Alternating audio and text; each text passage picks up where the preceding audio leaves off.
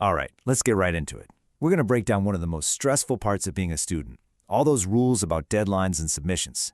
Think of this as us taking that super dense, kind of boring rulebook and turning it into your personal game plan for success, so you can stop worrying about the rules and just focus on doing great work. Oh yeah, you know the feeling, right? That heart-pounding, frantic clicking, just praying the Wi-Fi doesn't give out? We've all been there. It's practically a rite of passage, but it really doesn't have to be your story every single time.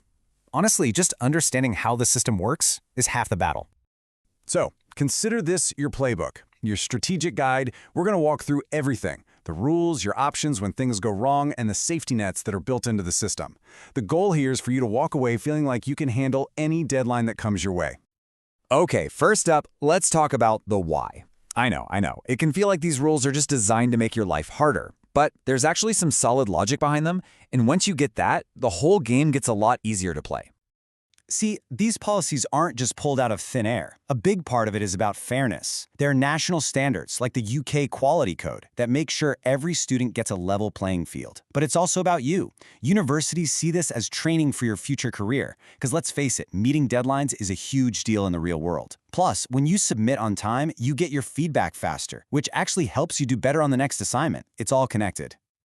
So, let's start with what we're all aiming for, right? The ideal path. Let's call it easy mode, where everything goes smoothly and you submit on time stress-free. This is the goal. Okay, here's a crucial, super important detail. Most of your work will be submitted online through a portal, but the system doesn't care when you start the upload. It only logs the time your upload finishes. So if your internet is slow at 11:59 p.m., you could be in big trouble. The takeaway? Do not, I repeat, do not leave it to the last second. Of course, life happens. Things come up that are totally out of your control. So let's talk about the most common detour you might need to take: asking for an extension. If you handle it right, it's a completely normal part of university life.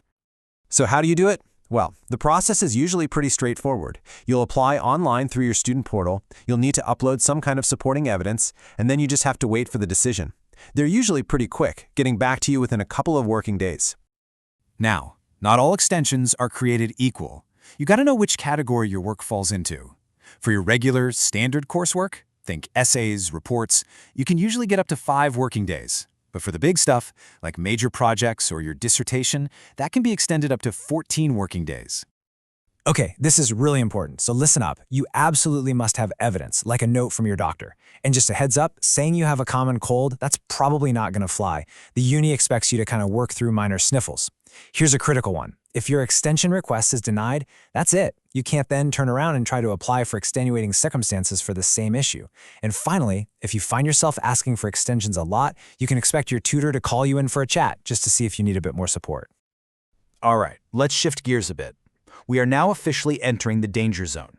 This is what happens if you miss a deadline and you don't have an approved extension. And let me tell you, the penalties are serious and they are automatic.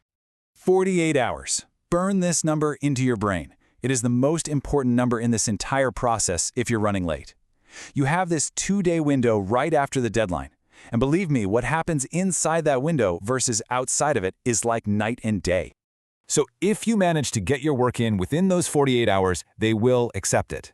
They'll even mark it and give you feedback. But, and this is a huge but, no matter how amazing your work is, even if it's a solid A+ paper, your final grade will be capped at the bare minimum pass mark. It's a brutal penalty. So, what happens if you miss that 48-hour window even by just 1 minute? This is where things get really, really serious. It's marked as a non-submission, or NS, and that means exactly one thing. You get a 0, a big fat 0, end of story. The system is harsh, yeah, but it's also crystal clear. After 48 hours, it's like you never even handed the work in at all. But what if something truly serious happens? A real emergency that completely throws you off track? Well, this is where your ultimate safety net comes in. It's called extenuating circumstances, or ECs. This is a much more powerful tool than a standard extension, and it's designed for those major life disruptions. So when do you play this card? Well, you should go for ECs if you look at your situation and you know right away that a 5-day extension just isn't going to cut it. Or, let's say you get an extension, but you realize you still can't meet the new deadline. And it's also the right move if a sudden emergency stops you from applying beforehand, as long as you can still get the work in within 5 days of that original deadline. And just look at the difference an approved EC claim makes. It's massive. If you submit late with approved ECs, your work is just graded normally. You get the mark you deserve, no penalty. Without them, you're either getting capped at a pass or you're getting a 0. A successful EC claim basically wipes the slate clean. It truly is your get-out-of-jail-free card.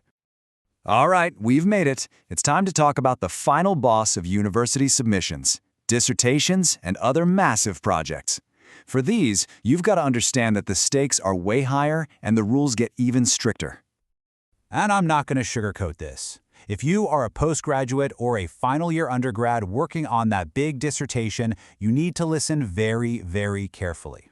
A lot of the flexibility that you might have with normal coursework, it just vanishes here.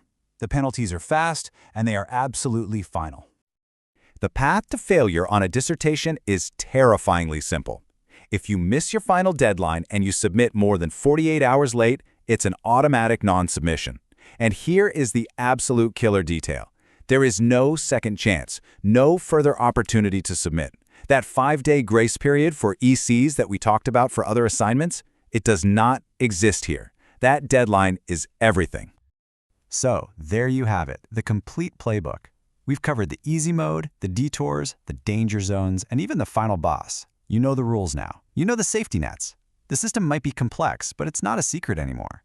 So the only real question left is, how are you going to use this playbook to master your deadlines?